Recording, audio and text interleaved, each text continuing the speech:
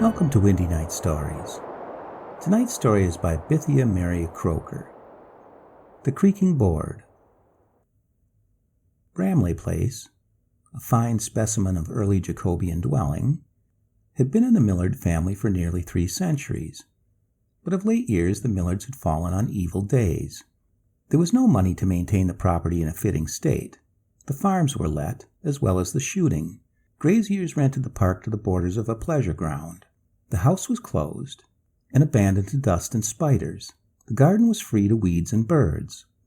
An elderly couple had been installed in the place as caretakers, but these looked upon it as nothing more or less than a lonesome, draughty, inconvenient abode, a whole mile from the village and a glass of whiskey. Now and then, in summertime, lodgers at farms or in the village would walk over to the stately mansion and bribe Mrs. Pilcher to show them around, and she was not inaccessible. Odd shillings, also the price of tea and bread and butter, made a nice little addition to her weekly wages. She opened the tall doors and the heavy shutters, and invited paying visitors into the great saloon, there to gaze upon the Bramley Van Dyke, a handsome cavalier with a satin coat and long fair locks, as well as many other valuable paintings and family portraits by Reynolds and Lely. Old lacquered cabinets and Chippendale chairs, wonderful settees, card tables, and screens. Most of the great lofty rooms were half empty, for on the bankruptcy of the late Mr. Aubrey Millard there had been a sensational auction, but the residue happened to be heirlooms, and as such, fixtures. And the house was in the curious condition of being neither unfurnished nor yet furnished. Mrs. Pilcher, as she ushered her customers in and out of apartments and up and down stairs, related many surprising tales of the Millards, and gave the house the reputation of being badly haunted. She was a clever old body, with a loose tongue and a warm imagination, and such were her powers of description that more than one of her listeners, passing late on the distant high road, looked down upon the dignified place, standing in a hollow, with a sensation of fearsome awe. Young Millard, the owner, was with his regiment in India. There he had made the acquaintance of a wealthy American family on tour, and subsequently married the daughter, a charming girl with a fabulous fortune. Young Lady Millard fell in love with Bramley at first sight. It was a place after her own heart, and she hurried from room to room, exclaiming in raptures as she made discoveries of pictures, tapestries, and furniture, hailing these, one by one, as delightful possessions and priceless treasures. The prompt and energetic new mistress commanded that Bramley was to be set in order without delay. The aged Pilchers were dismissed with a pension, and replaced, first by an army of workmen and upholsterers, and then by a staff of gardeners, grooms, and indoor servants. Soon there were horses and motors in the great empty yard, as well as new stables and a garage. The moldy justice room was turned into a lounge, and long-deserted Bramley was transformed by the enchanted wand which is known as money. Lady Millard and her husband were young, gay, and popular. They entertained parties for shooting, cricket, and weekends, as London was only 40 miles away. They also were entertained, and frequently from home, or spending a week or 2 in town. On these occasions, the large number of unemployed servants had ample time to themselves, and Satan was not idle. Among the women, Fanny Lepage, second housemaid, was the ringleader in mischief and fun. Moreover, a remarkably pretty girl and a shameless flirt, with half the men at her beck and call. For all her giddiness, she was a first-rate housemaid, and never shirked work. Only for this, the housekeeper would have dismissed her. She was too flighty, too saucy, and too pretty. But there never was a better girl for polishing furniture or turning out a room. And besides, her ladyship liked Fanny. Chief among Fanny's slaves was James Hegan, a tall, fine-looking footman, Irish by descent, with jet-black hair and deep-set dark blue eyes. Naturally smart, silent, and impassive, he was an admirable servant, though plagued out of his wits by Fanny Lepage and her vagaries. She was continually teasing him and ridiculing him in the servants' hall, or the still-room, and the long stone passages often echoed with her ringing laugh at Hegan's expense, whilst he could only stare stupidly, marvel at her cleverness, and admire her bewitching little face. Trail, the butler, and Mrs. Madden, the housekeeper, had often and vainly remonstrated with giddy Fanny. Sometimes she really went too far. By a curious instinct, she had discovered that Hegan was nervous and superstitious. On this subject she chaffed him constantly and mercilessly, yet, strange to say, the more she flouted and tormented him, the more ardently he adored her. He was of a naturally silent and melancholy disposition, and it was Fanny's amazing liveliness that appealed to him. As for superstition was in his blood. As a child, he had listened to many a weird tale from the lips of an Irish grandmother, and this characteristic was kept alive, and even fanned, by conversations he overheard at his master's table whilst he waited automatically, listening with all his ears. Lady Millard had imbibed the modern taste for the occult and psychical speculations, and some of the experiences he overheard were so vividly described as to be almost hair-raising. Hagen's hand shook as he handed dishes and plates. Certain subjects lay beyond his mental reach, but one was easily comprehended. He understood that a genial gentleman, a neighbor, who, with a jovial laugh, remarked, "I suppose, Lady Millard, that you know you have something here. An apparition, and, by all accounts, it's pretty bad, too. It is—" Here Lady Millard made a quick little sign, and then she too laughed, and said something in French, and the guest replied, "Oh yes, by Jove. All right then, another time." But all the same, the seed had taken root in Hegan's mind. Something had assumed alarming and sinister proportions. The family were yachting at Cowes. It was an unusually warm and sultry July, and the staff at Bramley, with nothing to do, and an ample allowance of animal food and beer, felt more or less lazy, not to say comatose. The visit of Mrs. Pelcher, late caretaker, effected an agreeable diversion. This old body was full of stimulating local gossip and housewives' tales, and always well worth her tea. The maids encouraged her to talk. They drew her out, and she entertained them with amazing stories and, they says, of the Millard family. "You lived here 15 years, Mrs. Pilcher," said the vivacious Fanny, "and never saw anything worse nor yourself, eh? Come now. Why, surely there must be a ghost in a big rambling old place like this. Don't you tell me there ain't." "There may be," rejoined Mrs. Pill, nursing her teacup as she spoke, "but I never went about after dark.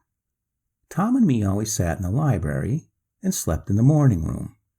Us hadn't had the breath for stairs, and them above rampaged about as they like.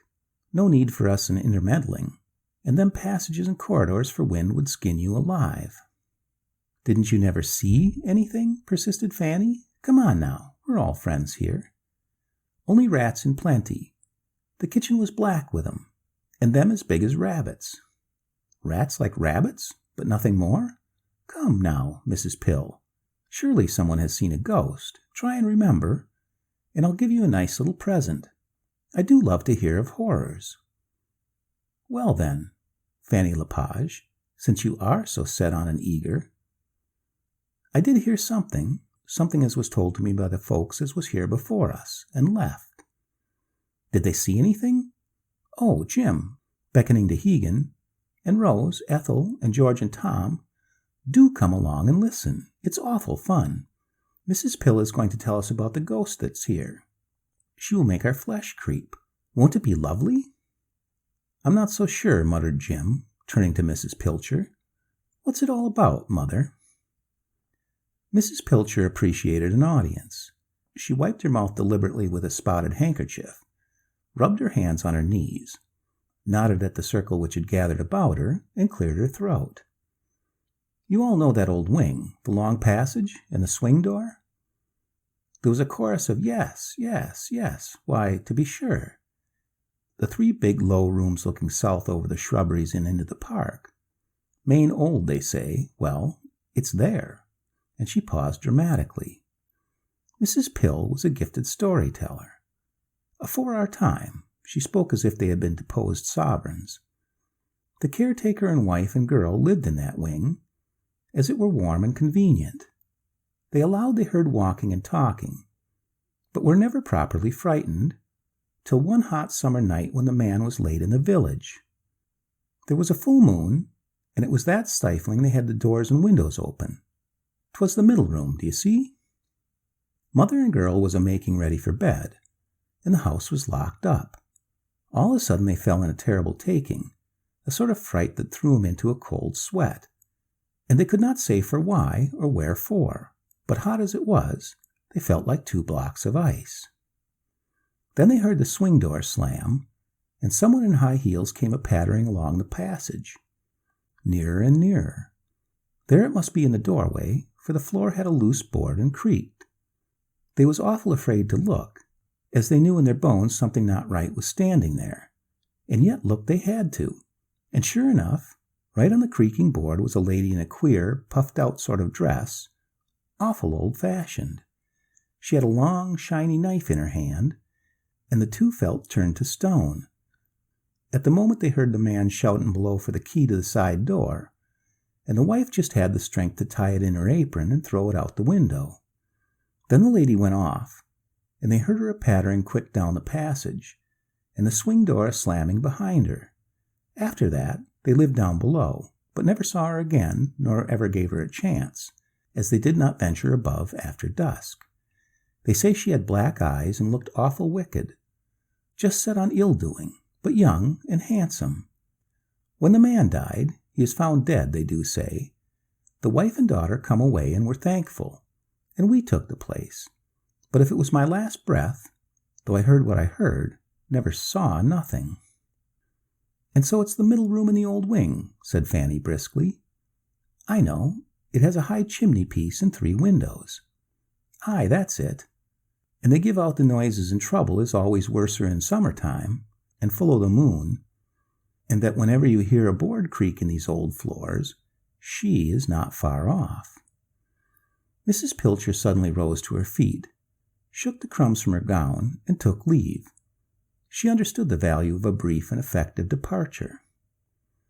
At supper that evening there was an animated discussion respecting the creaking board, and the lady with the shining knife. Fanny, in the wildest spirits, challenged George, James, Tom, or Mr. Trail himself to go up and meet the ghost in the middle room. She even offered them a vague reward. But no one came forward to pick up her gage, in spite of her jeers and jibes. The household was, however, profoundly interested to recognize among the family portraits in the library the identical lady, as described by Mrs. Pilcher, with a long, thin face, black eyes, white powdered hair, and a mole on her chin. The days that followed were dull and drowsy. Fanny invested all of her superfluous energies in an increasing tormenting of James Hegan. At last he became desperate and said, "Well, look here, Fan. As you say the moon is near the full, it's summer, now's my chance for the ghost. But if I go alone to the middle room in the oak corridor at 12 o'clock, leave the door open, and bring your thimble off the mantelpiece, and stay there for an hour, you will marry me. Come now, I'll go for that. And no less, I swear." To this ultimatum Fanny, after much sparring and giggling, eventually agreed. Jim was a handsome fellow, though he had no talk. He had more inches and broader shoulders than anyone in the house, not to speak of considerable savings. Sir Eldred and Lady Millard were not expected for a week, and the ordeal was fixed for a certain day and hour. Fanny was unusually lively, talkative, and irresponsible, and all the under-servants were agog with keen anticipation. When the great evening arrived, Jim, who was secretly in a deadly fright, and had fortified himself with 2 glasses of beer, was conducted to the swing door, and seen off about 11 o'clock by all his associates, with many jokes, and good wishes for the success of his adventure. He was too early. His friends had been so anxious to speed him, he felt a sense of dull resentment as he pulled the baize door behind him, walked down the corridor, and entered the middle room, now flooded by moonlight. First, he went over to the chimney-piece and appropriated Fanny's dainty little thimble. Then, for a long time he stood by the window gazing into the sleeping woods and waiting. For what? He asked himself. The night air was hot and breathless. Every sound was audible, from the flutter of the bat's wings or the hoot of the owl, to the faraway barking of a dog or the hum of a belated motor on the distant high road. Gradually he became aware of a stillness, a chilliness, and a silence, as if nature were holding her breath prior to some prodigious effort. He was also sensible of a cold sensation of creeping uneasiness, and began to realize that his Dutch courage had evaporated, and that he felt sickeningly nervous. Tales from his grandmother, and tales from the dinner table, invaded his memory, and repeated themselves with a vividness of detail and plausibility befitting the hour, the locality, and the man. Yet, so far, nothing had happened. Possibly it was all nonsense and rot, urged another cheerful mental voice. His spirits stirred and rose. But what was that? A sudden reckless slamming of the swing door, yes, and footsteps. Quick, light footsteps coming along the corridor. Hegan's heart flew into his throat. He felt almost suffocated with terror as he backed into the window and stared at the entrance. But the noise had entirely ceased for 5 immensely long minutes. For 10, there was nothing to be seen. With an extraordinary sensation of relief, he turned away, leaned his elbows on the open sash, and once more gazed down into the moonlit park. In 10 minutes more he would be free to go. As he stood listening anxiously for the striking of the stable clock, his senses were strung to the utmost, his ears alive to every sound. Suddenly he heard the sharp creaking of a board, and flung round. She stood in the doorway, a lady with a powdered head and bunchy petticoats. By one hand she held a handkerchief to her face, and in the other was a long and glittering knife. And she was coming in. She was approaching. Panic seized upon him and seemed to gnaw his knees. In a spasm of mortal fear, the frenzy of the trapped animal that turns on its destroyer, he snatched up a heavy old chair. Hegan was a powerful man.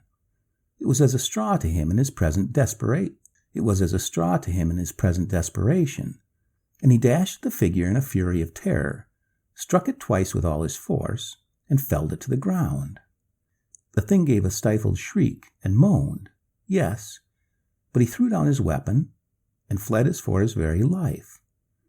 When he gained the hall, ghastly and breathless, he found an eagerly expectant crowd.